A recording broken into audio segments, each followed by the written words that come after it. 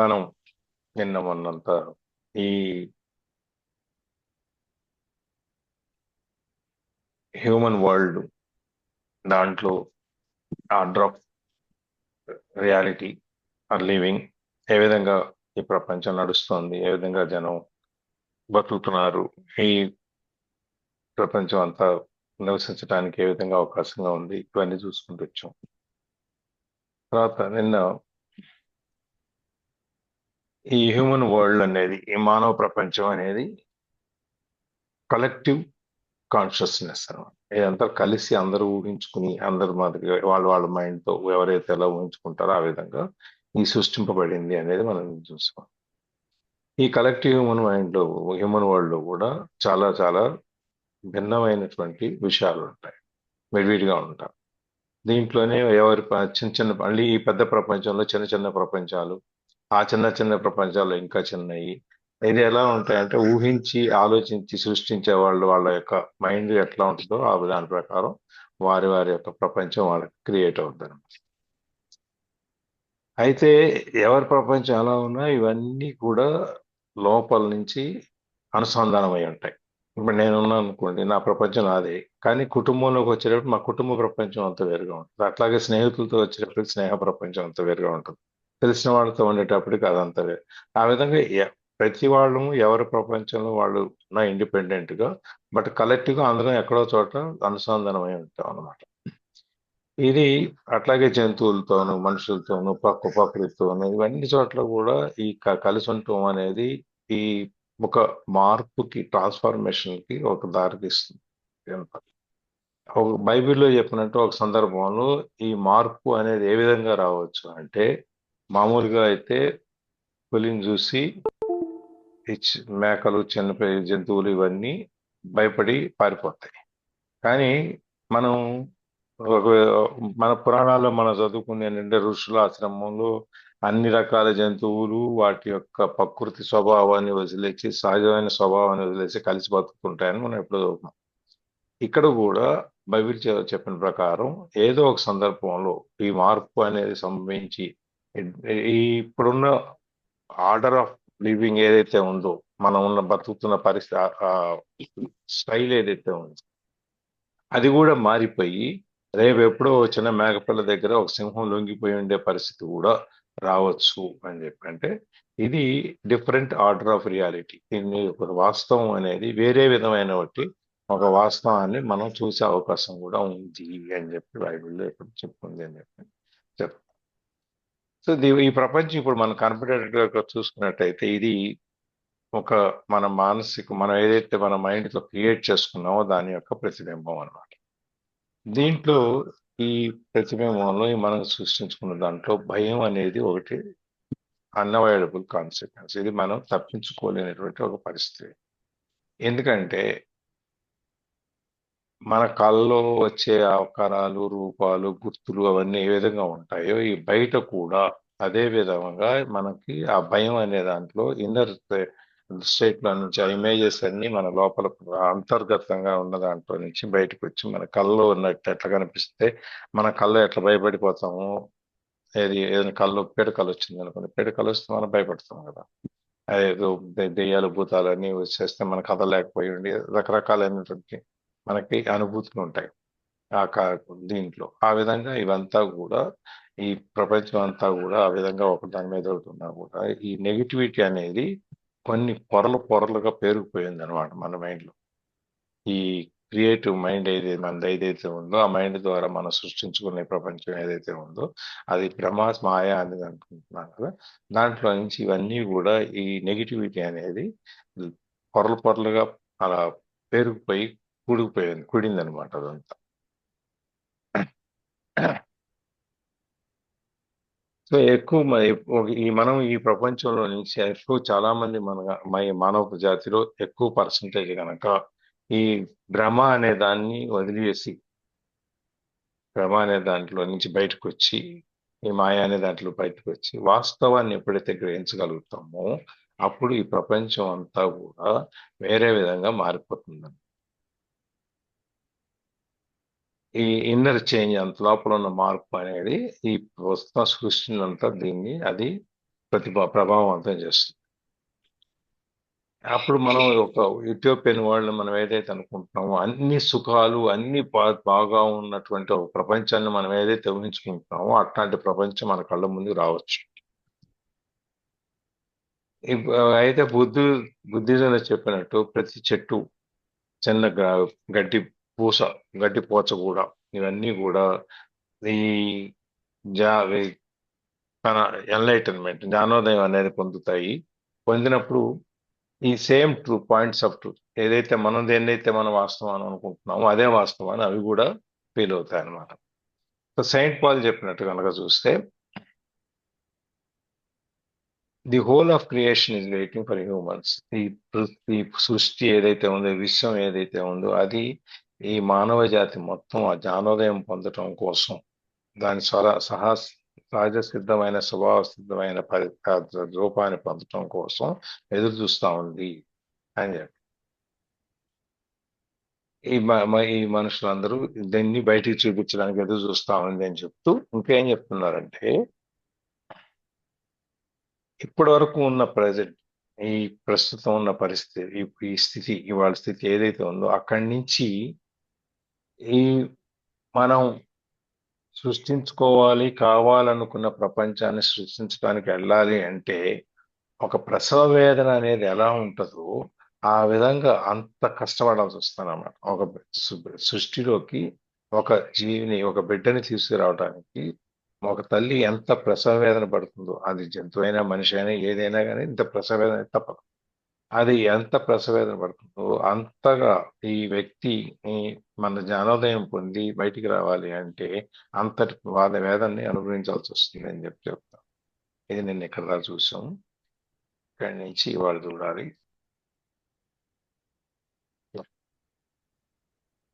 లక్ష్మీదేవి గారా, పారాగ్రాఫ్ నుంచి sir? What is being Born అక్కడి నుంచి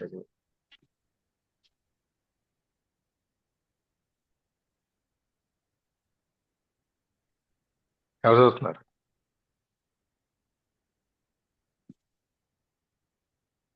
మనోదర్ గారు, లక్ష్మీదేవి గారు, అమెరికా గారు. సార్ మార్చాను సార్ పారాగ్రాఫ్. ఈ పారాగ్రాఫ్ అయిపోయింది కదా సార్? చదువుదాం అనుకుని మళ్ళీ సరే చూద్దాం అని చెప్పి అయిపోయింది సార్. ఇది అయిపోయింది సార్. ఇది అయిపోయింది సార్.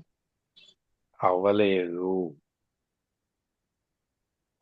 అయిపోయింది. నిన్న ఈ ప్రసవ వేదన చైల్డ్ బర్త్ దాకా చూసాం ఇక్కడ దాకా. అక్కడి నుంచి చదువుదాం అనుకుని మళ్ళీ వద్దు చిన్నదే కదా రేపు చూద్దాం అని చెప్పేసి మనం చర్చిలోకి వెళ్ళిపోయాం.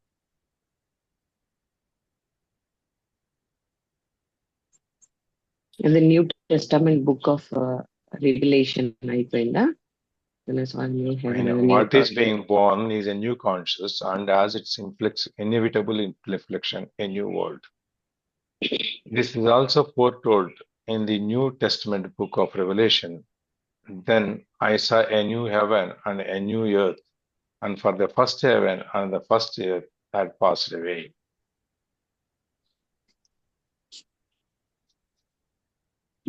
చెప్తున్నారా? సో సార్ మీరు స్టార్ట్ చేస్తాను. అది కంటిన్యూషన్ అన్నట్టుంది దానికి ప్రీవియస్ పారాగ్రాఫ్ కి. సో అంత కాన్షియస్ గా అంత మనము ఎన్లైటన్మెంట్ కావాలంటే సో అంత ప్రసవ వేదన పడంత కష్టాన్ని అంటే అంత ఛాలెంజెస్ ని ఫేస్ చేయగలిగితేనే మనకు అట్లాంటి కాన్షియస్నెస్ వస్తుందని చెప్తున్నారు. So what is being born is a new consciousness, and as its inevitable reflection, a new world. అదొక కొత్త చైతన్యం అన్నమాట. ఈ new consciousness born, what is being born అంటే ఏం పుడుతుంది అంటే ఒక కొత్త కాన్షియస్నెస్ అంటే న్యూ కాన్షియస్నెస్ అనేది కొత్త చైతన్యం అనేది పుడుతుంది అనమాట. ఎప్పుడు అలాంటి వేదన అనుభవించి ఆర్ అలా అంత మార్పు చెందగలిగితేనే అట్లాంటి చైతన్యం పుట్టగలుగుతుంది. And this is also foretold in the New Testament book of Revelation. So Jesus Christ అదే ఏదైతే మన బైబిల్ ఉంటుందో దాంట్లో ఒక న్యూ టెస్టామెంట్ ఒక అధ్యాయం టైప్ దాంట్లో ఏం చెప్పిందంటే, then I saw a new heaven sir ఒక్క నిమిషం.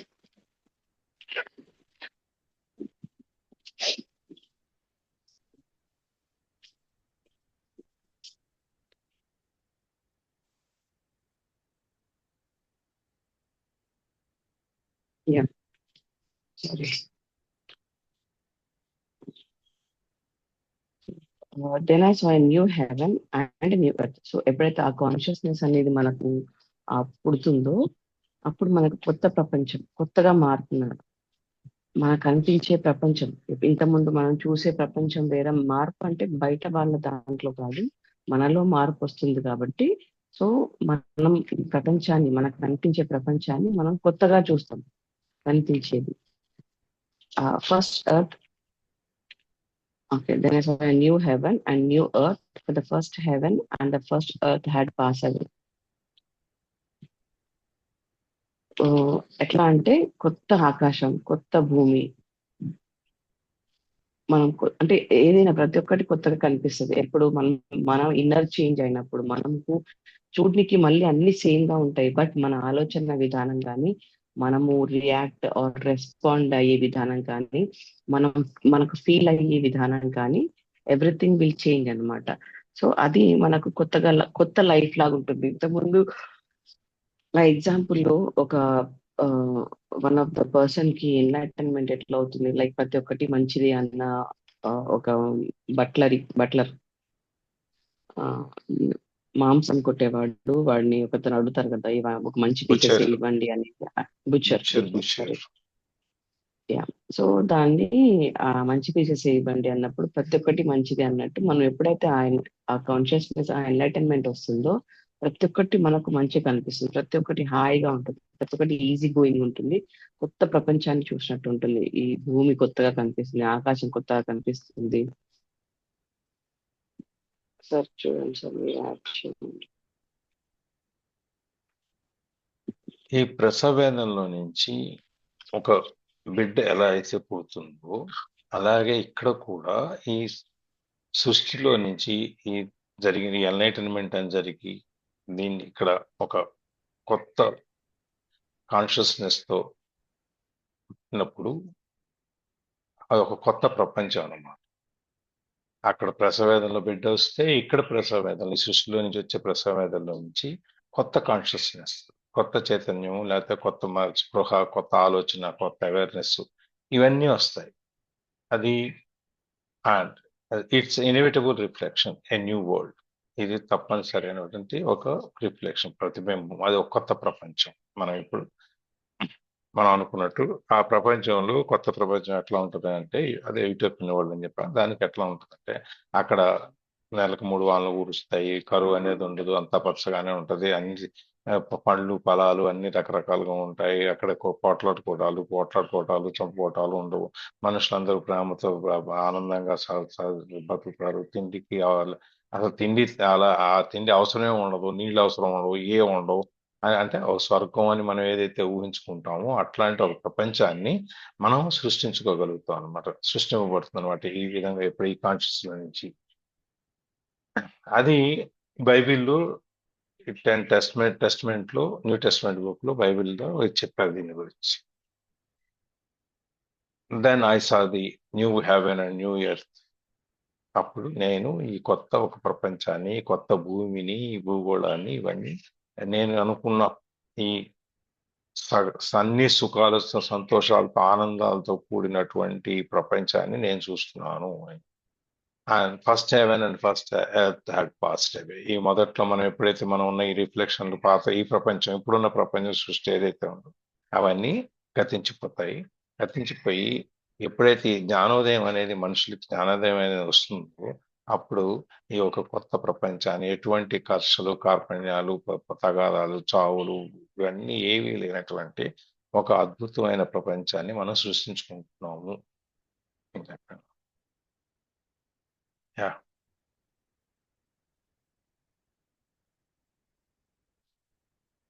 చదండి. Our collective human world is largely created through the level of consciousness we called mind. ఎక్కడ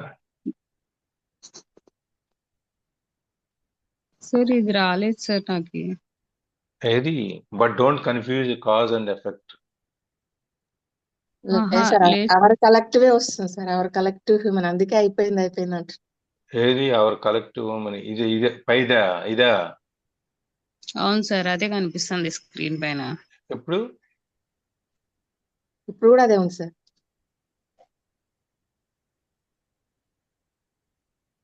అదే ఎందుకని నేను షేర్ చేస్తాను. ఒక్క నిమిషం స్టాప్ చేసి మళ్ళీ చేస్తాను.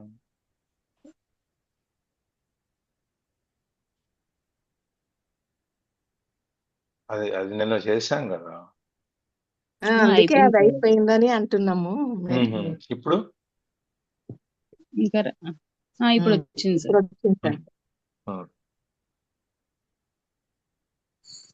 But don't confuse cause and effect. Your primary task is not to seek salvation through creating a better world, but to awaken out of identification with form. You are then no longer bound to this world, this level of reality. You can feel your roots in the unmanifested and so are free of attachment to the manifested world. You can still enjoy the passing pleasures of this world, but there is no fear of loss anymore. So you don't need to cling to them. Although you can enjoy sensory pleasures, the craving for sensory experience is gone, as it is the constant search for fulfillment through psychological gratification through feeding the ego. You are in touch with something infinitely greater than any pressure, greater than any manifested thing.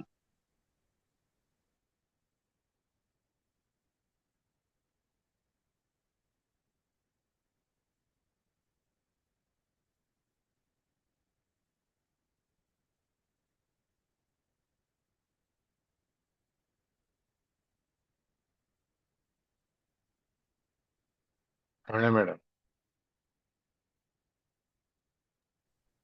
Sorry sir, నేను చెప్పేస్తూ ఉన్నాను. Okay. So ఈ enlightenment అనేది మనల్ని ఒక word ద్వారా change అవుతుంది అని మనము నార్మల్ గా వింటుంటాం కదా.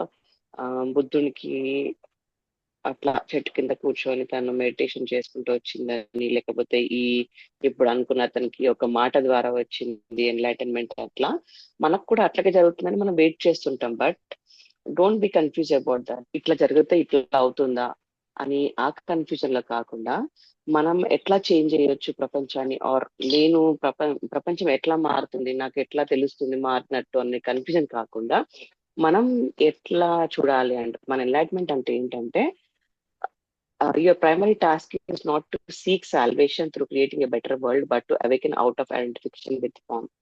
సో ఈ ప్రపంచాన్ని మీరు చేంజ్ చేసే అవసరం లేదు. The thing is you need to change from your identification. నేను అనేది నా ఉనికి నుంచి నేను బయటపడ్డ రోజు ఆబ్వియస్ గా మనకు కొత్త కాన్షియస్నెస్ అనేది మనం చూడగలుగుతాం.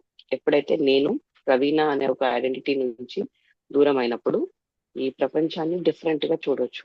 వెన్ అంటే అది ఇప్పుడు వన్నెస్ గా క్రియేట్ అయినప్పుడు, అంటే నేను ప్రపంచం వేరు కాదు, నేను పక్క వాళ్ళ వేరు కాదు, నేను నా పార్ట్నర్ వేరు కాదు, అంతా ఒక్కటే అనుకున్నాడు, మనకు ఆ కాన్షియస్నెస్ అనేది క్రియేట్ అవుతుంది.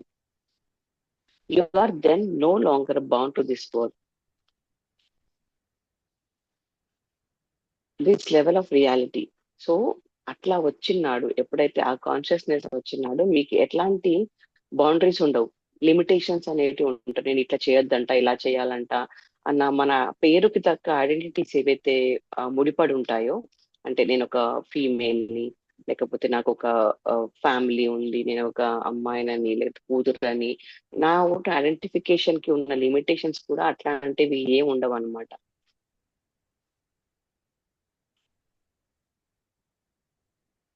You are then no longer bound to this world, this level of reality. You can feel your roots is in the unmanifested, and so you are free of attachment in the manifested world. So మీరు అనుకున్నట్టు మీరు ఏదైతే కోరుకుంటారో అవన్నీ ఈజీగా దక్కడం start అవుతుంది. Or maybe ఆ ప్రపంచాన్ని మీరు ఎప్పుడైతే ఒక కాన్షియస్నెస్ తో చూడగలుగుతారో ఈ ప్రపంచాన్ని నాది అన్నట్టుగా, నేను అన్నట్టుగా చూడగలుగుతారు. అంటే other then identification.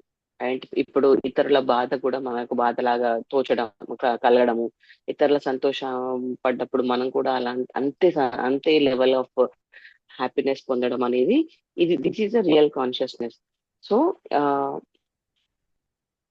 And so are free attachment to the manifested world. సరే, ఇది మేనిఫెస్టెడ్ వరల్డ్ అంటే ఏంటి? ఒక మన ఇప్పుడు ఉన్నది అన్మానిఫెస్టెడ్. ఇప్పుడు మనం ఏదైతే ఇప్పుడున్న సృష్టింపబడిన ప్రపంచంలో నుంచి ఫ్రీ ఆఫ్ అటాచ్మెంట్స్ మనం పక్కకి వచ్చేస్తాం అన్నమాట. ఈ ఇప్పుడున్న ప్రపంచానికి మనం ఎటువంటి అటాచ్మెంట్స్, మనకి ఎటువంటి గొలుసులు, బంధాలు ఉండవు. మనం ఆ అన్మానిఫెస్టెడ్ ఏదైతే మనం ఊహించుకుంటున్నామో, మనకు ప్రత్యక్షంగా ఆవిష్కరింపబడిన ప్రపంచం ఏదైతే ఉందో దాని రూట్స్ లోకి వెళ్ళిపోతాం మనం. వాటిని ఆ వేళ్ళు, ఆ లోకాన్ని మనం ఫీల్ అవుతాం అనమాట.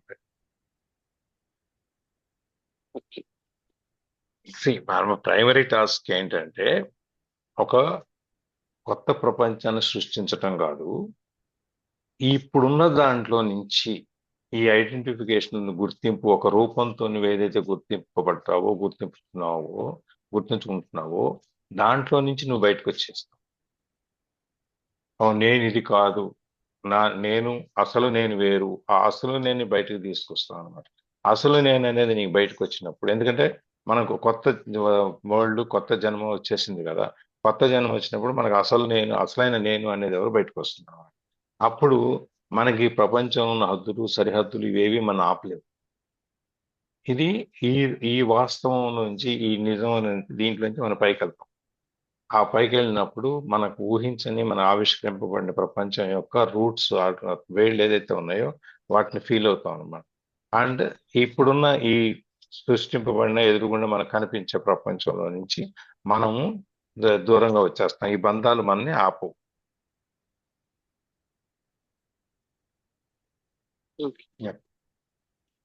You can still enjoy the passing pleasures of this world. So ప్రపంచంలో జరిగే ప్రతి ఒక్క సంతోషం, అంటే కాన్షియస్నెస్ అంటే మనకు మళ్ళీ ఆధ్యాత్మికంగా అని కాకుండా ప్రతి ఒక్క పరిస్థితిని మనం ఎంజాయ్ చేయగలుగుతాం. ప్రపంచంలో జరిగే ప్రతి ఒక్క ప్లెజర్, అంటే ప్రతి ఒక్కటి కూడా మన ప్లెజర్ లానే కనిపిస్తుంది. ఇది బాధ, ఇది సంతోషం అని వేరు కాకుండా ఈ ప్రపంచంలో ప్రతి ఒక్కటి జరిగేదంతా, ఇప్పుడు మనకి ఇంతకుముందు సాంగ్ లో చూసారు కదా, thank you for the pain, thank you for the Joy.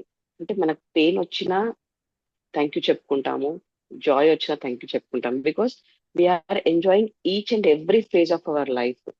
You can still enjoy the passing pleasures of this world. So ప్రతి ఒక్క అనుభవం, ప్రతి ఒక్క సిచ్యువేషన్ ని మీరు ఎంజాయ్ చేయగలుగుతారు ఎప్పుడైతే కాన్షియస్నెస్ గా వస్తారు.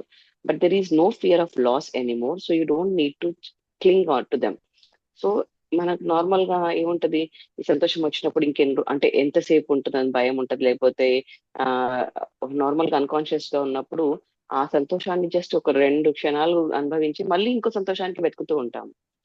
The same thing you can still కానీ ఆ సంతోషం ఎప్పుడు మనతోనే ఉంటుంది. కానీ అది కోల్పోతుందని మనం భయపడే అవసరం లేదు. బికాస్ మనం ప్రతి ఒక్క క్షణంలో సంతోషాన్ని వెతుకుతూ ఉంటాం కాబట్టి, సో రేపు పొద్దున ఎలాంటి ఛాలెంజ్ వచ్చినా, ఎలాంటి సంతోషం వచ్చినా దాంట్లో మనము వెతికేదంతా ఆనందమే. ఇంకా మనకి ఏది కనిపించదు. సో అది వెళ్ళిపోతుందన్న భయం కూడా మనం ఉండదు ఎప్పుడైతే మనం కాన్షియస్నెస్ గా వస్తామో. అండ్ దాన్ని పట్టుకొని కూర్చోవాలని ఇది ఉండదు. అయ్యో ఎవరైనా తీసుకుంటారు, ఇప్పుడు డబ్బు ఉంది, లేకపోతే కారు ఉంది, హోదా ఉంది, ఇది ఎప్పుడెప్పుడు వెళ్ళిపోతుందో, లేకపోతే నాకు కాంపిటీటర్స్ ఉన్నారా అని భయంతో ఉండము. దొంగలు వచ్చి దోచుకెళ్తారా అన్న భయం ఉండదు. సో ఇట్లాంటివి నేను పట్టుకొని కూర్చున్న అవసరం పడదు. బికాస్ మనకు ప్రతి ఒక్క సిచ్యువేషన్ లైఫ్ లో రేపు వచ్చేది, మళ్ళీ ఎల్లుండి వచ్చేది కూడా అంతా మనదే, అంతా ప్లెజరే, అంతా హ్యాపీనెస్ అని మనకు తెలిసినప్పుడు ప్రత్యక్ష క్షణాన్ని మనం అనుభవిస్తూ ఉంటాం అన్నమాట. Although you can enjoy sensory pleasures, the craving for sensory experience is gone, as is the constant search for fulfillment through psychological gratification through feeding the ego. So మనము కొన్ని ప్లెజర్స్ ఎట్లుంటాయంటే we feel it, sensory pleasures. ఎప్పుడైతే ఈ అనుభవానికి వచ్చిన pleasures ఉంటాయి, కొన్నేమో పూరితమైన కొన్ని ప్లెజర్స్ ఉంటాయి. So the craving for sensory experience is gone. అంటే ఈ వీటి కొన్ని ఫుడ్ తింటేనే ప్లెజర్ వస్తుంది, ఆర్ కొన్ని చూస్తే కొన్ని ప్లెజర్స్ ఉంటాయి. ఇట్లాంటివన్నీ కాకుండా అంటే దేనికి డిఫరెన్సియేషన్ ఉండకుండా, ఎలాంటి ప్లెజర్స్ కి, ఎలాంటి ఆనందానికి ఎట్లాంటి అవధులు ఉండకుండా, అంటే నేను ఈరోజు తింటే నాకు ఈరోజు బిర్యానీ తింటే తృప్తిగా ఉంటది, లేకపోతే ఆ ఇంత డబ్బు వస్తే తృప్తిగా ఉంటది, ఆర్ ఒక మూవీ చూస్తే. ఈ సెన్సరీ ఆర్గన్స్ ఎట్లా మనం పంచేంద్రియాలు ఎప్పుడైతే మనకు ఆ ఏమంటారు ఒక్కటై, పంచేంద్రియాలు ఒక్కటై తీసుకున్న నాడు మనకు ఆ ప్లెజర్ అనేది తెలుస్తుంది. ఎప్పుడైతే మనం ఒక బిర్యానీ తింటామో టేస్ట్ చాలా బాగుందంటాం, ఆ ఫీల్ చేస్తూ ఉంటాము, ఆ వేడి, ఆ వామ్త్, ఆ స్మెల్ తీసుకుంటూ ఉంటాం. సో పంచేంద్రియాలు పనిచేసినప్పుడు, ఆ సెన్సరీ ఆర్గన్స్ అనేవి పనిచేసినప్పుడు మనకు ఆ ప్లెజర్ వస్తుంది. బట్ మనం ఎప్పుడైతే కాన్షియస్నెస్ కి వెళ్తామో ప్రతి ఒక్కటి ఎలాంటి సెన్సరీ ఆర్గాన్స్ అనేది డిఫరెంట్ ఉండదు. ఇప్పుడు కొన్ని మెటీరియలిస్టిక్ ఉంటాయి, అంటే మనకు ఆ కార్ది స్మెల్ ఏమి ఉండదు, but we feel it only. So ఇట్లాంటి అంటే మెటీరియలిస్టిక్ కానీ, ఎప్పుడైతే సెన్సరీ ఆర్గాన్స్ కి సంబంధించినవి కానీ ఎలాంటి డిఫరెన్సియేషన్ ఉండదు అనమాట మనకు వచ్చే ప్లెజర్స్ లైఫ్ లో. సో అట్లాంటి ఫుల్ఫిల్మెంట్ వస్తుంది ఎప్పుడైతే మనకు ఆ కాన్షియస్నెస్ కి గురవుతామో. You are in touch with something infinitely greater than any pleasure, greater than any manifested thing. So మీకు ప్రపంచంలో ఎట్లాంటి ఎంత పెద్ద ప్లెజర్ వచ్చినా, అంటే ఎంత డబ్బు వచ్చినా, ఎంత పెద్ద కారు కొనుక్కున్నా, ఎంత పెద్ద బిల్డింగ్ కట్టినా, ఎంత ప్రేమించే వాళ్ళు మన చుట్టుపక్కల ఉన్నా ఆర్ లేకున్నా, సో ఎంత ఎంత పెద్ద ప్లెజర్ వచ్చినా మనకు పెద్ద డిఫరెన్స్ ఏం కనిపించదు అనమాట. మనకు సుఖం వచ్చినా దుఃఖం వచ్చినా ఒకేలాగా తీసుకోగలిగే మనస్తత్వం మనకు ఏర్పడుతుంది. Sir Yeah. ప్లీజ్. ఈ ఎప్పుడైతే మనం ఈ అవధులు లేనటువంటి, సరిహద్దులు లేనటువంటి ప్రపంచాన్ని మనం చూడగలుగుతామో, అప్పుడు మనం ఈ కొత్త ప్రపంచంలోకి మనం అడుగు పెడుతున్నాం కాబట్టి అది మనం దాని అర్థం మనం ఇప్పుడున్న ఈ ప్రపంచంతో ఉన్న బంధాలన్నీ తెంచేసుకోవాలా అనేది మనం మొన్న అనుకున్నాం. మనం ఈ అన్ని బంధాలు తొలగించుకున్నా వదిలేసుకున్నా కూడా చిన్న చిన్న సంతోషాలు మనకు వచ్చే ఉంటాయి. వాటిని మనం వదిలేయక్కర్లా, వాటిని ఆ సంతోషాన్ని అనుభవించాలి. కానీ దాని గురించి తలుస్తూ, దాని గురించి ఆలోచిస్తూ, దానికే వేలాడుతూ ఉండకూడదు. సపోజ్ మనకి ఇష్టమైన వాళ్ళు ఎవరో కలిశారు, వాళ్ళతో 5 నిమిషాలు మాట్లాడాము, ప్రశాంతంగా సంతోషంగా ఉంది, అయిపోయింది అంత. దీన్నే తలుచుకుంటూ సంవత్సరాల తరబడి, నెలల తరబడి, సంవత్సరాల తరబడి దాంతోనే ఉండకూడదు.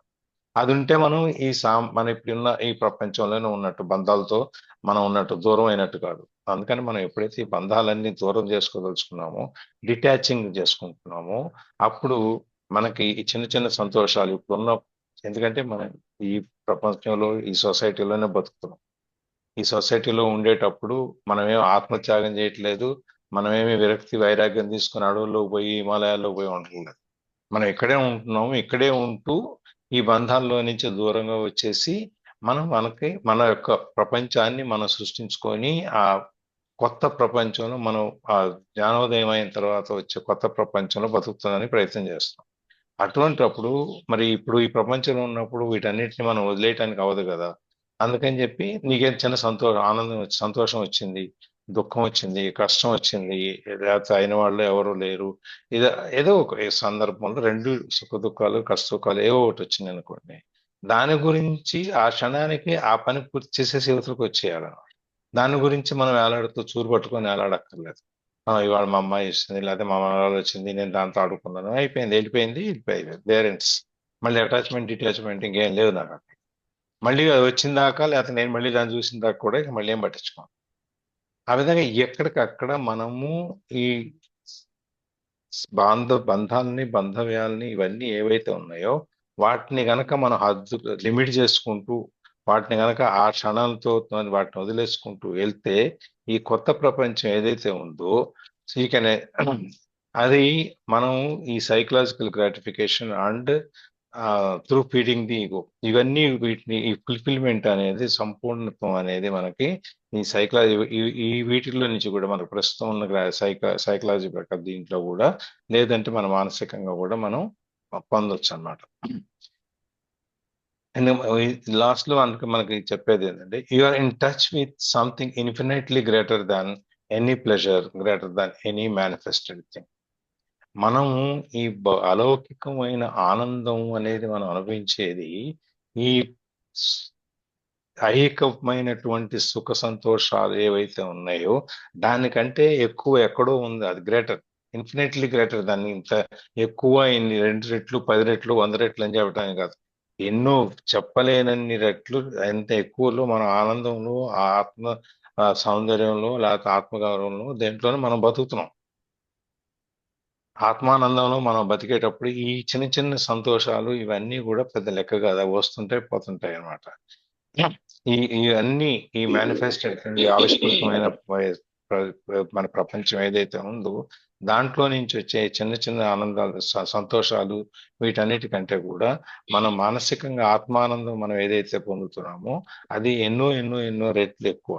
కాబట్టి మనం ఈ కొత్త ప్రపంచంలో మనం ఈ కొత్త దేశ దృష్టితో మనం చూసినప్పుడు మనకంతా అందరూ దేవుళ్ళే. నేను దేవుడైతే నాతో పాటు మీ చుట్టూ అన్న వాళ్ళందరూ కూడా దేవుళ్ళే. నేను మా ప్రేమగా ఉంటే నాతో ఉండే వాళ్ళ చుట్టూ ఉండే వాళ్ళు కూడా నాతో ప్రేమగా ఉంటారు. సో ఇటువంటి ఒక ప్రపంచాన్ని మనం సృష్టించుకుంటున్నప్పుడు ఇవన్నీ కూడా మన ఈ ఐహికమైనటువంటి బంధాలన్నీ మనం వదిలేసుకున్నప్పుడు వదిలేసుకున్నా కూడా అక్కడక్కడ చిన్న చిన్న పాసింగ్ పక్కన వచ్చేటువంటి సంతోషాలు ఏమున్నాయో వాటిని మనం వదిలేయక్కర్లేదు. ఆ క్షణాన్ని వాటిని అనుభవించేసి నువ్వు మళ్ళీ నీ ఆత్మానందంలోకి, నీ ఆనందంలోకి, ఆనందమయమైనటువంటి నీ జీవితంలోకి నువ్వు వెళ్ళిపో అని చెప్పాను. Yeah. In a way, you then don't need the world anymore. You don't even need it to be different from the way it is.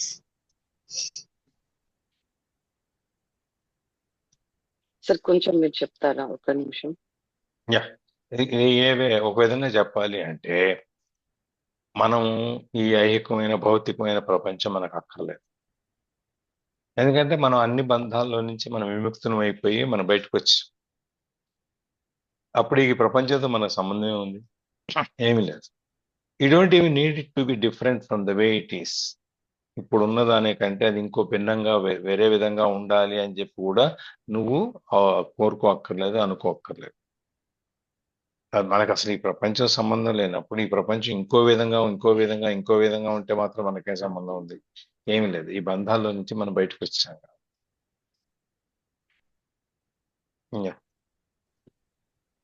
It is only at this point that you begin to make a real contribution toward bringing about a better world, toward creating a different order of reality. It is only at this point that you are able to feel true compassion and to help others at the level of cause.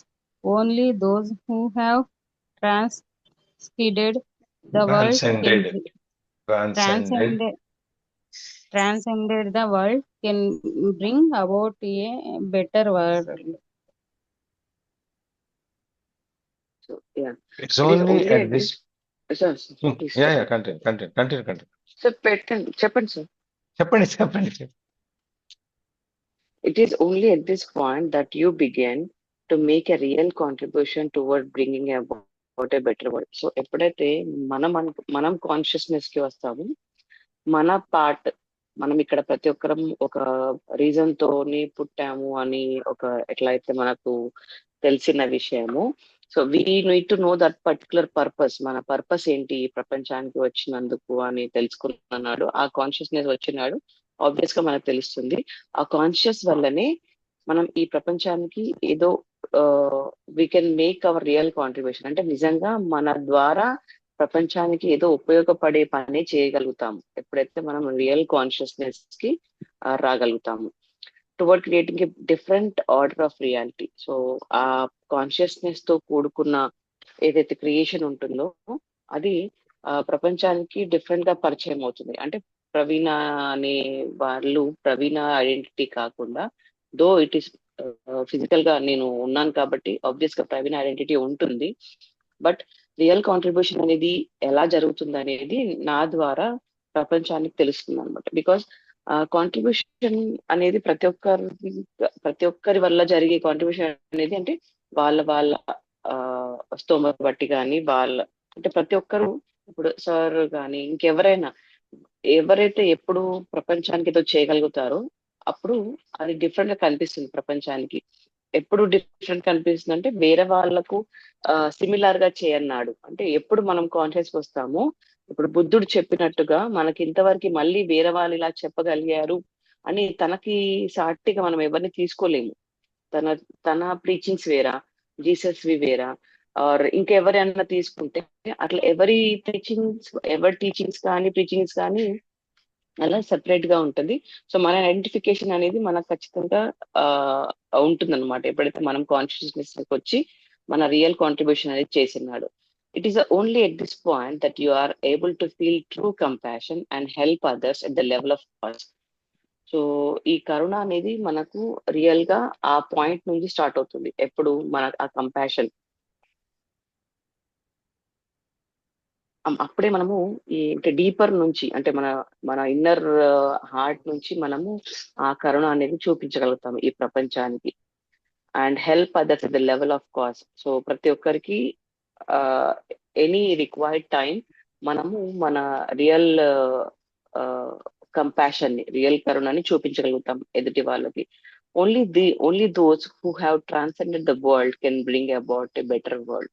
So ఎవరైతే ఈ consciousness కి వస్తారో ఆ వాళ్ళు మట్టుకే ఈ ప్రపంచంలో ఒక ప్రశాంతమైన ఇంకో ప్రపంచాన్ని తేగలుగుతారు. ఆర్ ఇప్పుడున్న ఆ ఏదైతే ఏమంటారు కరుణ లేని ప్రపంచం కానీ, ఒక హడావిడైన ప్రపంచం కానీ, లేకపోతే ఎక్కడైతే ప్రేమ లేని ప్రపంచం చూస్తున్నాం అనుకుంటున్నామో అక్కడ ఆ బుద్ధుడి వల్ల ఎంత డిఫరెన్స్ వచ్చిందో మన లైఫ్ స్టైల్లో. అంటే మెడిటేషన్ చేసుకోవాలి ఆర్ కాన్సన్ట్రేషన్ చేయాలి, ధర్మపాదం లైక్ ధర్మాన్ని చూపెట్టిన తను బుక్ లో తను చెప్పిన ధర్మ మార్గంలో నడవాలని ఎట్లా చెప్పిందో సేమ్ థింగ్ మనం కాన్షియస్ వచ్చినాడు we will create our own genre అన్నమాట. వీ కెన్ షో ప్రపంచానికి మన ప్రత్యేకమైన దారి మనం చూపించగలుగుతాము. అప్పుడే ప్రపంచం ఒక డిఫరెంట్ గా ఒక కొత్త కోణంలో మనం చూడగలుగుతాము ఆర్ ప్రపంచంకి మనం పరిచయం అవ్వగలుగుతాం అన్నమాట. సార్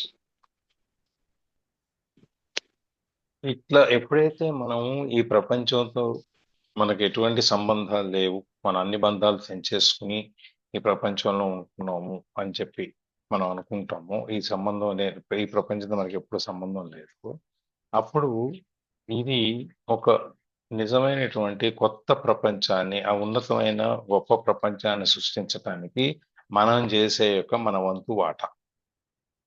ఇది ఆ పాయింట్ కనుక వచ్చినప్పుడు ఎప్పుడైతే మనకి సంబంధం లేదు ఈ ప్రపంచంతో, మనం అన్ని డిటాచ్ చేసేసుకున్నాము, అన్నిటిలోంచి విరక్తి తీసుకున్నాము, మనకి ఇంకేం అక్కర్లేదు అనుకున్న పాయింట్ ఏదైతే ఉందో, ఆ సందర్భం ఏదైతే ఉందో, అదే ఈ ఇంకా ఇంతకంటే ఒక మంచి కొత్త ప్రపంచాన్ని సృష్టించడానికి మొట్టమొదటి అడుగు మన వైపు నుంచి అన్నమాట. So towards creating a different order of reality.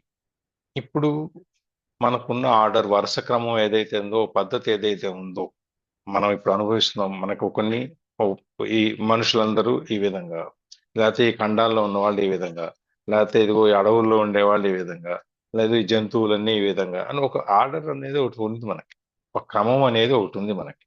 ఈ విధంగా ఉండాలి అనేటువంటిది ఉంది అనేటువంటిది ఒక మన కళ్ళ ముందు కనిపిస్తుంది. అక్కడి నుంచి మనం ఇందాక బైబిల్లో చెప్పినట్టుగా ఒక సింహం గనక ఒక చిన్న మేకపిల్ల ముందు లొంగిపోయి ఉంటాం అనేటువంటి ఒక కొత్తటువంటి ఒక క్రమాన్ని, ఒక పద్ధతిని మనం చూసేదానికి మనం ముందుకెళ్తాం అన్నమాట. ఏది మనం ఇప్పుడు అనుకున్న మన ఊహాజనితమైన లేకపోతే ఆలోచన జనితమైనటువంటి ఒక కొత్త ప్రపంచాన్ని మనం సృష్టించుకోదలుచుకున్నప్పుడు, ఆ సృష్టించుకోవడానికి మనం ఒక మొట్టమొదటి మన కాంట్రిబ్యూషన్, మన వంతు వాటాగా మనం చేసేది ఏంటంటే ఈ ఐహికమైన ప్రపంచంలో నుంచి మనం విడిపోయి, మనం వైరాగ్యంగా, మనకు ఎటువంటి బంధాలు లేకుండా మనం ఫ్రీగా ఉంటాం అన్నమాట. ఇట్లాంటి సందర్భంలో ఓన్లీ అట్ దిస్ పాయింట్ ఎప్పుడైతే నువ్వు ఈ కొత్త ప్రపంచం వీటి గురించి, కొత్త క్రమము, కొత్త పద్ధతి వీటి గురించి నువ్వు మాట్లాడుతున్నావో, అప్పుడు you are able to feel true compassion. నీ కొత్త ఈ కార్పణ్యం అనేది కరుణ, కార్పణ్యం, దయ ఇవన్నీ అనేది అప్పుడు నువ్వు ఫీల్ అవటం మొదలు పెడతావు. నిజంగా నువ్వు ఫీల్ అవటం అప్పుడు వస్తుంది అనమాట compassion. And help others at the level of cause. నువ్వు ఇంకా మిగిలిన వాళ్ళని, ఇంకా ఈ మొదట్లో ఈ ఉండిపోయి ఉన్న వాళ్ళని, మారని వాళ్ళని, మారలేని వాళ్ళని, మారదాం అనుకుని కూడా కుదరని వాళ్ళని, వీళ్ళందరినీ నువ్వు మార్చటానికి, వాళ్ళు మారటానికి నువ్వు సహాయకారి అవుతావు అన్నమాట. ఎందుకంటే నువ్వు ఆల్రెడీ ఆ స్థితికి చేరుకున్నావు కాబట్టి, నీ ఉన్న స్థితిలో నుంచి ఇంకా కింద ఉన్న స్థితిలో నుంచి వాళ్ళని పైకి లాగేటువంటి సహాయం చేసేటువంటి అవకాశం నీకు వస్తుంది. Only those who have transcended the world can bring about a better world. ఎవరైతే ఈ ప్రపంచంలో ట్రాన్సెండెడ్, మన ప్రత్యక్షం అవుతారు, పైనుంచి కిందకు వస్తారో, అవతరిస్తారో, ఆ అవతరించే వాళ్ళే ఈ ఇంకా ఒక ఉత్తమమైన ప్రపంచాన్ని వాళ్ళు తీసుకురాగలుగుతారు. ఎందుకంటే భగవానుడు రావటం అనేది అవతరించటం అంటాం మనం. ఎందుకంటే ఆయన పైనుంచి కిందకు వస్తాడు కాబట్టి అవతరణ అనేది మనకు అక్కడ వస్తుంది. అందులో అవతరిస్తాను ఆయన ఎప్పుడైతే ఎవరైతే అవతరిస్తారో ఆ విధంగా, ఇప్పుడు మనకు ఉండే గురువులు అనండి, స్వామీజీలు అనండి, లేకపోతే మనకంటే ఎక్కువ వాళ్ళు ఉన్నత స్థితిలో ఉన్నారు. దొంగ స్వామీజీలు వాళ్ళని తీసేది పక్కకు తీసే, మన అసలైన స్వామీజీల గురించి కానీ, ఋషుల గురించి కానీ, మునుల గురించి కానీ మనం మాట్లాడేటప్పుడు, ఇప్పుడు కంచి పరమాచార్య గురించి మాట్లాడినా, లేకపోతే రమణ మహర్షి గురించి మాట్లాడినా, వీళ్ళందరూ ట్రాన్సెండెడ్, పైనుంచి. ఇప్పుడు మనం ఎందుకు పూజిస్తున్నాం వాళ్ళందరినీ? వాళ్ళు మనకంటే ఒక ఉన్నతమైన స్థితిలో ఉన్నారు కాబట్టి మనం వాళ్ళని పూజిస్తున్నాం. లేకపోతే మనం పూజించాం కదా. ఇప్పుడు మన వాళ్ళని మనం ఇక్కడ 10 మంది ఉన్నాం, 10 మందిలో ఒకరిని ఎవరిని పూజిస్తున్నాం? లేదు సార్, ఎందుకని? అందరూ సమస్థితిలో అందరూ ఉన్నాము. మనందరం సేమ్ సమస్థితిలో సేమ్ ఉన్నాము, లెవెల్లో అందరం ఒకటే ఉన్నాం. కాబట్టి ఈక్వల్ లెవెల్. అదే మీరు మరి జిఎస్ స్వామినో, లేకపోతే రమణ మహర్షినో, లేకపోతే కంచి పరమాచార్యం, లేకపోతే ఇంకెవరినో ఫోటోలు పెట్టుకుంటున్నాం కదా, మనం పూజ చేసుకుంటున్నాం కదా. దేవుడనో, కృష్ణుడనో, రాముడనో, శివుడనో ఏదో ఒక రూపాన్ని మనం పూజిస్తున్నాం కదా. అవును సార్. ఎందుకు పూజిస్తున్నాం? వాళ్ళు దైవ సమానులుగా భావించడం వల్ల మాత్రం పూజిస్తున్నాము. ఎందుకని? పూజించడమే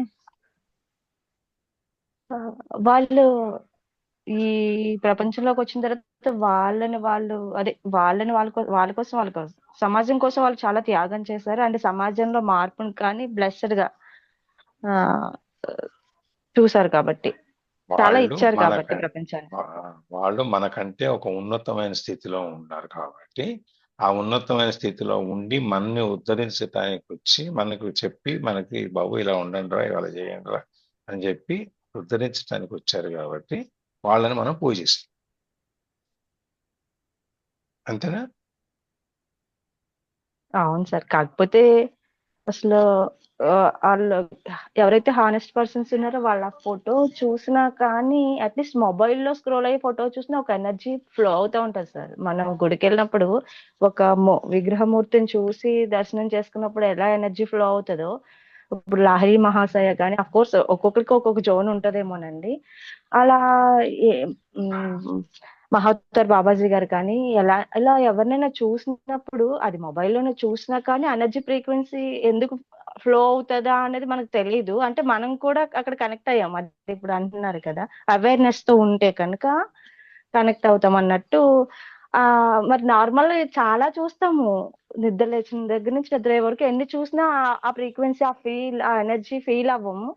కేవలం వాళ్ళని చూస్తేనే, వాళ్ళు ఉన్నప్పుడు మీరన్నట్టు వాళ్ళని మనం భక్తి పరవశతో చూడడం కాదు, వాళ్ళని చూడగానే మనకు ఆ ఎనర్జీ ఫ్లో అవడం కూడా ఒక వింతగా అనిపిస్తుంది అనమాట.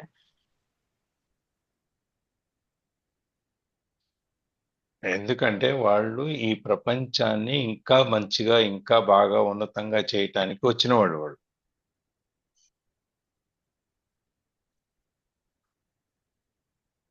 ఆదిశంకరాచార్యుల దగ్గర నుంచి, రామానుజుల వారి దగ్గర నుంచి ఎక్కడికి వచ్చినా కూడా వీళ్ళందరూ ప్రపంచాన్ని ఉద్ధరించడానికి, ప్రపంచంలో ఉన్న ఈ చెడుని, లేకపోతే ఈ కార్పణ్యాలు వీటిలో ఏవైతే ఉన్నాయో వీటి నుంచి మీరు బయటికి రండి రా బాబు, ఇదంతా ఒక భ్రాంతి, ఒక మాయ, దీంట్లోనే మీరు ఉండొద్దు, ఇది ఇంకా దీనికంటే ఉత్తమమైనది, మంచిది ఇంకా ఒక లోకం ఉంది, ఆ లోకంలోకి వెళ్ళండి అని చెప్పి వాళ్ళు చెప్పడానికి వచ్చారు కదా, వాళ్ళు చెప్పారు కదా.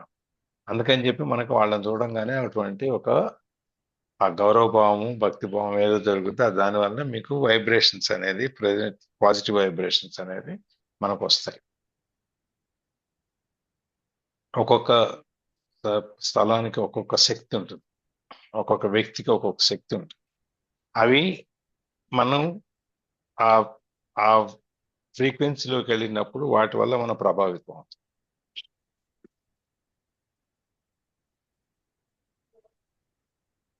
చెప్పండి ప్రవీణ. అంటే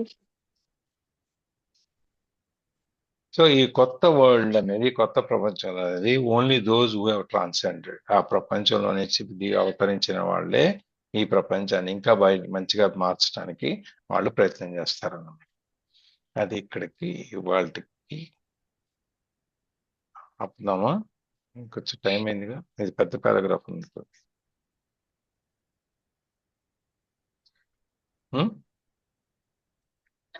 ఆపేద్దాం. 6:20.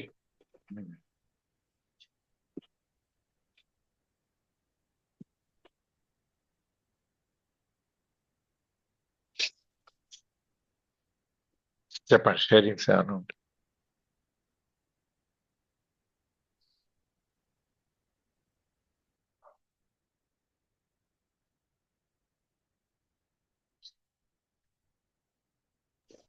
ఆ ఎగ్జాంపుల్ బాగుంది సార్. ఈ ప్రసవ వేదన పడ్డాక వచ్చే పుట్టే జీవం ఎట్లా అయితే, అంటే ఎప్పుడైతే పుడుతుందో ఆఫ్టర్ మెనీ ఎఫర్ట్స్, అట్లా కాన్షియస్నెస్ రావడం అనేది అంత ఈజీ కాదనమాట. ఎన్ని దాటుకొని రావాలి, ఎంత కన్సిస్టెన్స్ గా దాని గురించి ఆలోచించాలి, ఆర్ దాని తగ్గట్టుగా మనం బిహేవ్ చేయాలి, ఆర్ అదే పాత్ లో నడవాలి, అప్పుడు కానీ ఆ కాన్షియస్నెస్ అనేది రాదు. సో ఏదైనా అంత సక్సెస్ అనేది, ఆర్ మేబీ ఒక మంచి దారిలో వెళ్ళడం అనేది ఇంత ఈజీగా ఏం కాదు. తప్పులు ఈజీగా చేయగలుగుతాం, కానీ మంచి పనులు చేయాలంటే కొంచెం కష్టపడాల్సి వస్తుంది, ఆర్ ఎదగాలంటే కొన్ని మెట్లు ఎక్కాల్సి వస్తుంది. ఆ మెట్లు ఎక్కేటప్పుడు ఇప్పుడు కొంతమంది కానీ మామూలు కాళ్ళతో ఎక్కుతారు, కొంతమంది చేతులు కాళ్ళు పెట్టుకుని ఒక్కొక్కటి ఇట్లా ఎక్కుతారు. వాళ్ళ కెపాసిటీని బట్టి వాళ్ళ వేరుగా ఉంటుంది.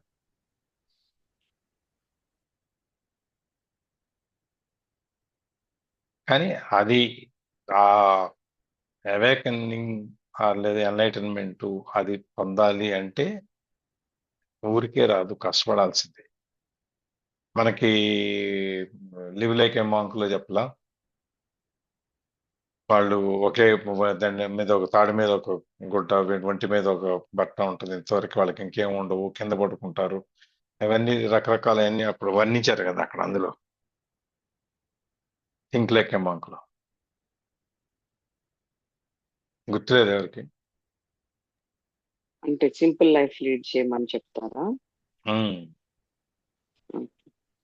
అక్కడ ఆశ్రమాల్లో ఎట్లా ఉంటుంది ఆశ్రమ జీవితం అనే దానికి చెబుతూ, ఆ జనరల్ కంపార్ట్మెంట్ లో నుంచి ప్రయాణం చేసి ఎక్కడో ఒక గోడౌన్ లో ఉండి స్నానానికి బయటకు ఎక్కడికో వెళ్ళి వర్షంలో తడుచుకుంటూ వచ్చి రైట్.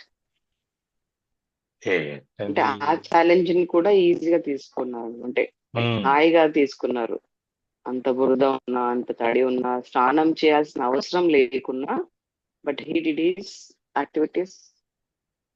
వర్షం పడితే పెద్ద సొంపేం కాదు స్నానం చేయడం, అదే బట్టలు తీసేసి, అంటే వాళ్ళు ఉన్న పరిస్థితుల్లో.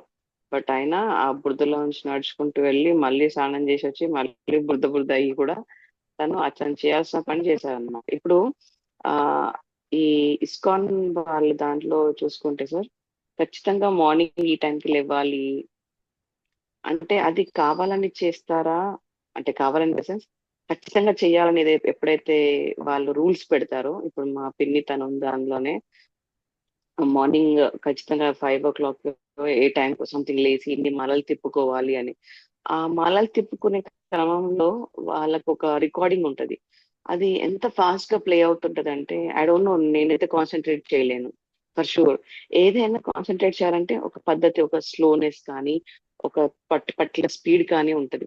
కానీ అది ఎంత ఫాస్ట్ అంటే హరే రామ హరే కృష్ణ హరే రామ హరే కృష్ణ హరే కృష్ణ, అది మన మన నార్మల్ గా ఒక మంత్రోచ్చారం అంటే అది మన బ్రీత్ ని ఒక ఛానలైజ్ చేస్తుంది, ఆర్ మనం బ్రీత్ ని కంట్రోల్ చేసుకుంటూ మనకు అట్లాంటి మంత్రాలు మనం ఉచ్చరిస్తాం. ఇప్పుడు లలిత సహస్రనామాలు ఉన్నది, ఓంకారం ఉన్నది, వేటికి వాటికి వాటి ఆ ఉచ్చారణ వేరే, దాని వల్ల మనకు వచ్చే ఆ శ్వాసకు సంబంధించి ఆ అలైన్మెంట్ వేరా. సో వాళ్ళు చేసే ప్రక్రియ తప్పని అనట్లేదు, కానీ నాకు అక్కడ ఒక ప్రాపర్ విధానం అంటే ఇన్ని మాలలు కంప్లీట్ చేయాలి తప్ప దాని నుండి వచ్చే ఆ ఆ, ఏమంటారు బెనిఫిట్ ఏంటి, ఆర్ మనకు ఆరోగ్యపరంగా అయ్యే మంచిగా ఏముంది అనేది నాకు అర్థం కాలేదు. ఇప్పుడు ఓంకారం అనేది నార్మల్ గా ముక్కుతో తీసుకుంటాము, గాలి నోరుతో వదిలేస్తుంటాము. ఓం అనే శబ్దంని 3 ఆ ఊ అన్నట్టు అది తీస్తుంటాం అకార అనమాట. ఉకార దానివల్ల మక మనకు అకార ఉకారం దాన్ని మకారాలు. అప్పుడు మనం అది చేసినప్పుడు మనకు ఒక శ్వాస పైన కంట్రోల్ రావడము, ఒక శ్వాస ఒక ప్రక్రియలో జరగడము జరుగుతుంది. బట్ వాళ్ళు చేసేది జస్ట్ ఒక ప్రాసెస్ లాగా అనిపించింది. అంటే రోజు కృష్ణునికి స్నానం చేయించి కొత్త బట్టలు, అది ఖచ్చితంగా కంపల్సరీ చేయాల్సింది. సో వాళ్ళ హెల్త్ ఇష్యూస్ ఉన్నా, వాళ్ళకు బాగాలేకున్నా, అలాంటిది అనేది అంటే ఇట్లాంటిది మనం సంతోషంగా చేయాలి, ఆర్ ఎట్లాంటి లిమిటేషన్స్ లేకుండా చేయాలి. లేదు వాళ్ళకి చెప్పాలి ఈరోజు ఎన్ని మాలలు తిప్పుకున్నాలో వాళ్ళకి కాల్లో చెప్పాలి, లేకపోతే జూమ్ మీటింగ్ లో చేసినప్పుడు వాళ్ళకి చెప్పాలి మీరు ఎన్ని మాలలు తిప్పారు ఈ రోజు, ఆర్ ఎంత మందిని యాడ్ చేశారు మీరు, ఇంకెంత మందిని మీ గ్రూప్ లో చేర్చుకున్నారు అని వీళ్ళకి ఒక లిమిటేషన్స్ ఉంటాయి, ఆర్ ఒక కండిషన్స్ ఉంటాయి అన్నమాట. నేనేమంటానంటే ఎప్పుడైతే ఈ కండిషన్స్ కి లోన్ అవుతారో నార్మల్ గా మనకు ఎప్పుడైతే హ్యాపీగా చేసుకోగలుగుతాం ఇంట్లో పనులు, ఈజీ అంటే మనకు కుదిరినప్పుడు ఇల్లు ఊడ్చుకోవడము, కుదిరినప్పుడు గిన్నెలు తోముకోవడము, కుదిరినప్పుడు కానీ మనం ఆకలి వేసినప్పుడు మనం వండుకొని తింటాము. బట్ ఎప్పుడైతే ఒక సొసైటీలో ఉంటామో పొద్దున్న లేవగానే వాకిలి చిమ్ముకోవాలి, వేరే వాళ్ళు ఏమనుకుంటారు, ఈ టైంకి ఇంకా వీళ్ళు ఇవ్వలేదా, ఇంకా ముగ్గు పెట్టలేదా అని ఇట్లాంటి కండిషన్స్ తో కూడుకున్న లైఫ్ లో we create cortisol instead of dopamine ఏంటంటే మనకు హ్యాపీనెస్ క్రియేట్ చేస్తుంది.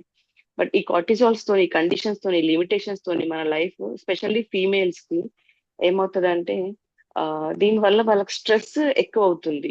అంటే మనకు తెలియదు, ఇది మన ప్రాసెస్ అనుకుంటాము, మన ప్రొసీజర్ అనుకుంటాము, ఆర్ మన పద్ధతి ఇన్నేళ్ల నుంచి అమ్మ నాన్న అత్తమామ మా అమ్మమ్మలు అందరూ చేశారు కాబట్టి నేను చేస్తాను అనుకుంటారు తప్ప, వాళ్ళకు కండిషన్ బేస్డ్ లైఫ్ లీడ్ చేస్తున్నారు తప్ప వాళ్ళ ఓన్ గా వాళ్ళకు కుదిరినప్పుడే, వాళ్ళ బాడీ సహకరించినప్పుడే, వాళ్ళ మైండ్ ఓకే చెప్పినప్పుడే చేద్దాము అనే అవగాహన లేదు అని అనిపిస్తుంది. అంటే కొన్ని విషయాల్లో ఇట్లాంటి ఈ పూజలు పాటించే విషయాల్లో కానీ ఎక్కడన్నా ఆర్ ఇంటి ప్రాసెస్ విషయాల్లో.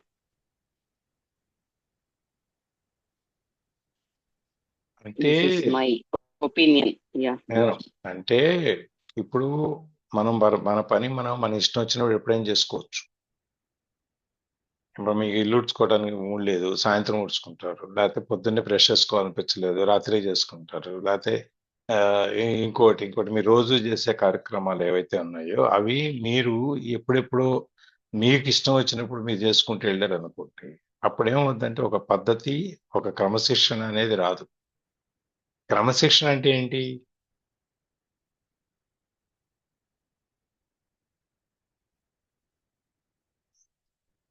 క్రమశిక్షణ అంటే ఏంటి? ఆరోగ్యకరమైన అలవాట్లు, టయానికి పనులు చేసుకోవడం ఒకటి సార్. అది ఒక పనిని క్రమంగా అదే టైంలో చేసుకుంటూ వెళ్ళటమే క్రమశిక్షణ.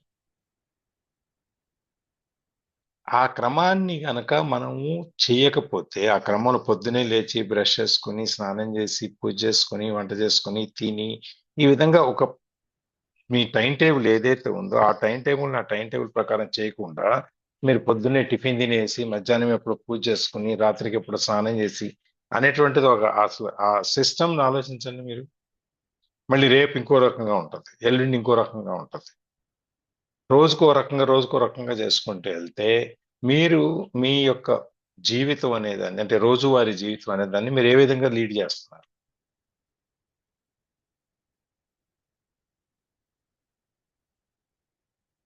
ఒక కట్టుబాటు, ఒక దిద్దుబాటు, ఒక పద్ధతి, ఒక క్రమమైనటువంటిది అవే ఉండవు కదా.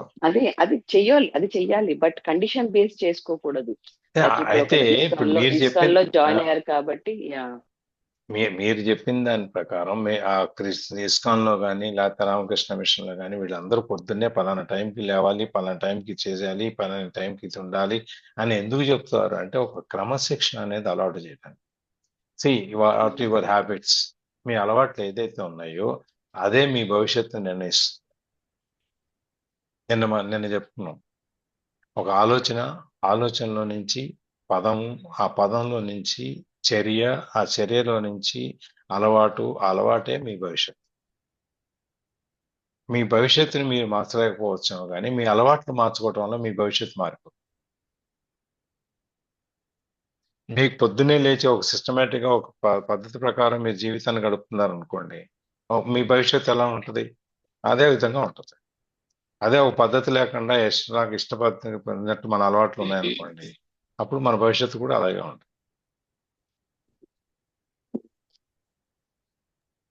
You may not change your future, but you can mend your future as you think, as per your habits.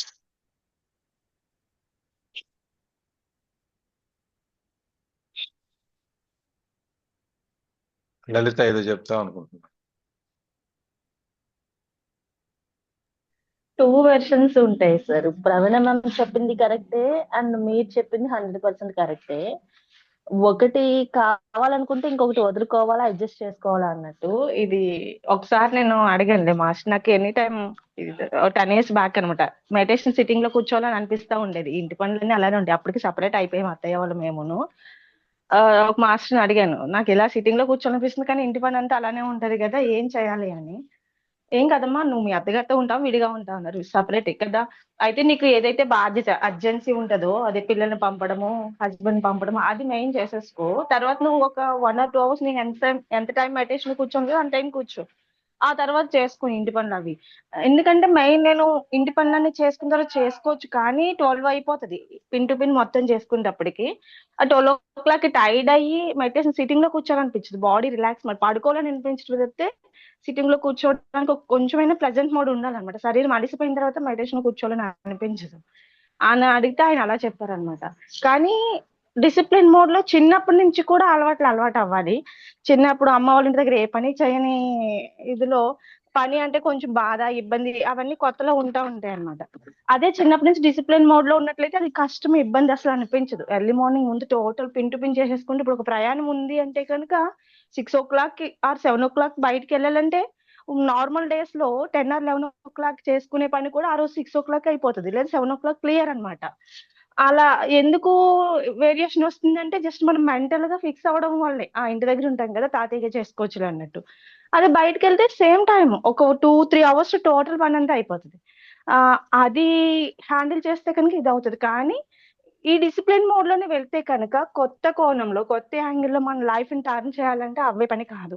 ఎందుకంటే మైండ్ మెంటల్ గా ఫిక్స్ అయిపోతుంది. మెంటల్ గా అన్ని బాధ్యతలు పూర్తయిన తర్వాత, అదే దినచర్య పూర్తయిన తర్వాత కొత్త దాని గురించి ఆలోచించాలని అనిపించదు.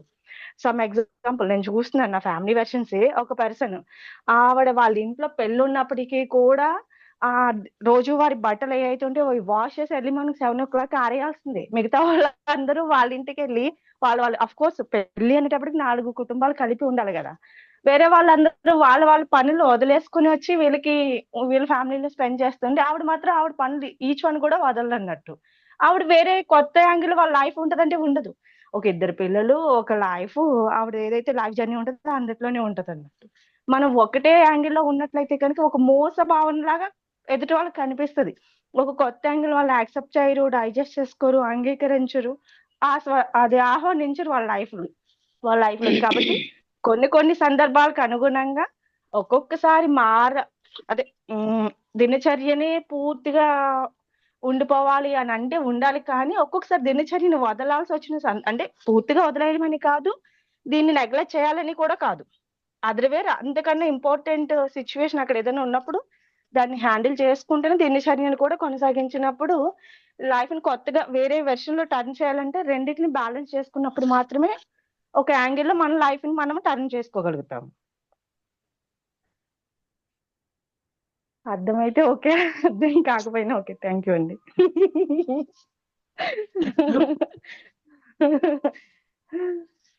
ఓకే. లోపల ఉందంతా బయట పెట్టేస్తే పని అయిపోయింది. చిన్నది సార్, ఏం కాదు. ఇందాక మీరు రీక్యాప్ చేసినప్పుడు కూడా ఆ పాయింట్ మరి అదా నాకు కరెక్ట్ గా నిన్న ఏదో ప్రయాణం ఉండడం వల్ల తొందరగా లీవ్ అయ్యాను. ఓకే. చిన్న గడ్డి పూచ కూడా తన స్థాయిలో తను కరెక్టే అన్నట్టు.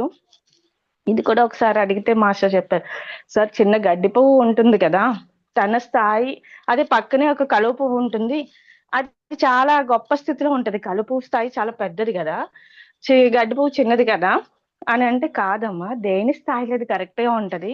కలువ పువ్వు వికసించి నవ్వుతూ ఎలా ఉంటుందో, గడ్డి పువ్వు ఎప్పుడైనా ముడుచుకొని తలదించుకుని ఉండడం నువ్వు చూసావా అన్నారు. లేదు సార్, అది కూడా హాయిగా పుష్పం వికసించి నవ్వుతూ ఉంటది. దాని ఎంత హ్యాపీగానో మనకి వికసించి కనిపిస్తుంది, కానీ ముడుచుకొని తలదించుకున్నట్టు ఎప్పుడు కనబడదు. అలా దేని స్థాయికి అది చిన్నదా పెద్దదా అని కాదు, తన స్థాయికి తను కరెక్టే. ప్రతి ఒక్కరు మనము కూడా ఈచోని భూమి మీద పుట్టాము అని అంటే ఎవరి స్థాయిలో వాళ్ళు హాయిగా జీవించవచ్చు, నవ్వుతూ జీవించవచ్చు. అరే నేను అంత కాదు కదా, నేను అంత అన్లైటెడ్ కానీ లేదు, అంత గొప్ప స్థితి కాదు కదా అని అనుకోవాల్సింది ఏదీ లేదు. మన స్థాయిలో మన స్థితిలో మనం కరెక్ట్ గా ఉన్నాము అని ఆస్వాదించుకుంటూ వెళ్తే ఒక ప్లెజెంట్ మోడ్ లోనే మనం వెళ్ళగలుగుతాము అన్నట్టు. అలా ఎవరి స్థాయి ఎవరి స్థితిని బట్టి వాళ్ళు కొనసాగుతూ ఉంటారు సార్, అంతే. ఓకే అండి, Thank thank you. Thank you thank అమ్మా you Lalitha, Lalitha nice flow. Lalamatti గారు. సార్ చెప్పండి సార్. నేనే రికార్డింగ్ ఆపేస్తున్నాను చెప్దామని. లలిత చాలా బాగా చెప్పినారండి. అవును, అందుకే రికార్డింగ్ ఆన్ చేసి ఉంచా.